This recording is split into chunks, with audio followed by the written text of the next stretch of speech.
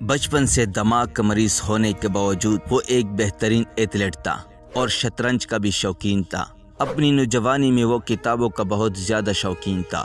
اس کی خوش قسمتی تھی کہ اس کے گھر میں 3000 سے زائد کتابوں پر مشتمل ذخیرہ موجود تھا، جس سے اس نے اپنے علم میں بہتر اضافہ کیا۔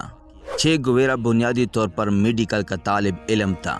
تعلیمی کیریئر کے دوران ہی اس کے اندر سیاحت کا شوق پیدا ہوا اور 1950 سے لے کر 1953 تک اس نے جنوبی امریکہ کو 3 بار اپنی سیاحت کا مرکز بنایا، جس میں پہلے 1950 میں اس نے سائیکل پر تنہا 4500 کلومیٹر کا سفر براعظم کی جنوب سے شمال کی جانب طے کیا۔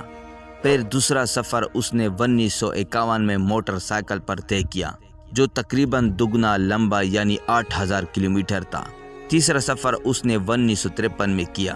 تینوں بار اس نے کچھ ممالکوں جیسے Chile, Peru, Ecuador, Colombia, Panama, Brazil, Bolivia اور کیوبا کراس کیا۔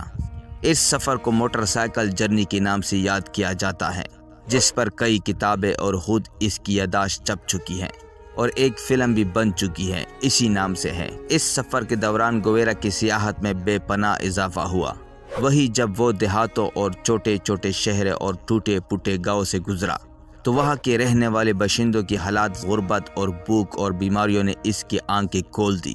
وہ غریبوں کے لیے بہت حساس دل رکھتا تھا اور اس سیاحت سے اس نتیجے پر پہنچا کہ تقریباً تمام جنوبی امریکہ اس وقت کٹ پتلی حکمرانوں کے زیر مسلط ہے اور ان کی آڑ میں سرمایہ دارانہ نظام یہاں زور پکڑ رہا ہے، جس کے پیچھے کوئی اور نہیں بلکہ امریکہ خود ہے۔